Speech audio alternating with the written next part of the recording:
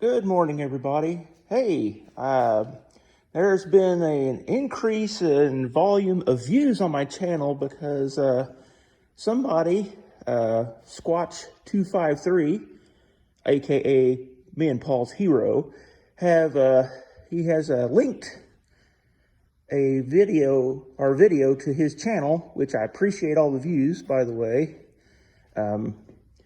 So thank you for that.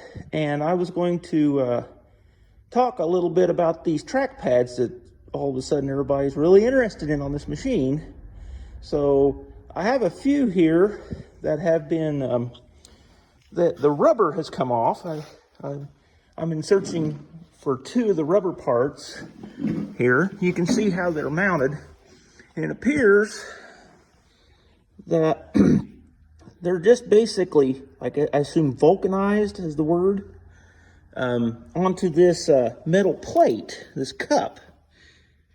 And you can still see where there's some of the rubber on there, and it is on there. I mean, it don't come off, so I don't know if maybe, they use some sort of very good glue, or the process is just that good, or what. But these things are really on there, and the story on this machine is that they used it to push rail cars around at a factory in Jackson, Michigan. When I bought it, it came from just on the very southern part of Michigan, and I bought it, and the motor was all full of rainwater, and parts were missing, and yada, yada, yada. It was one of those, I guess it would be assumed as a basket case, but I thought it was worth bringing back to life. I don't know, I assume that this would be it had to be pretty violent, because these things, they seem to be pretty robust this is a 53 model, so at least over a half a century been on this machine. So I assume that this is probably pushing a rail car around on the railroad tracks, and it had to be pretty violent to rip this off. But anyway, if a person was to have two of these that are in that condition, I'm very interested in them. But anyway, how these things are mounted onto the track chain, as you can see here, there is the shoe plate, and then these cups are bolted right here onto the plate, this is just common D2 items here. And this is where things start getting, this shoe plate is unique just for the rubber shoe and this cup. So I think the idea was that these cups could be replaced whenever this happens, back when you can get parts for these, I go to a tractor show in Portland, Indiana, the Tri-State Gas Engine Show, and they have I think they call it a Traxxon loader, and it has these rubber shoes on it. And I never could find the owner of the loader to see if, it's got several of these knocked off. I see if he'd, trade me or whatever. But we'll go to the book here. So it shows that this plate is what I was talking about, the unique plate. And as you can see, it's not used in anything else. And then the rubber shoe, it is just bolts onto this, then this bolts onto the chain with the 4 bolt holes. So that's how they go together, and you can see where the stud goes through this piece here, and then bolts on like that. Also, another thing is, I was looking in my book here, and there was a lot of comments about somebody wanting to steal my idler rollers. I better lock the garage now. But it shows here that the track carrier roller, and you notice this is a cast piece on the first models of tractors.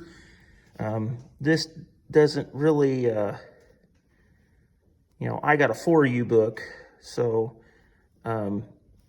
this piece here is cast on the, you know, the beginning models. And then on this one, it appears to be a cast piece as well. Well, I got to looking at mine.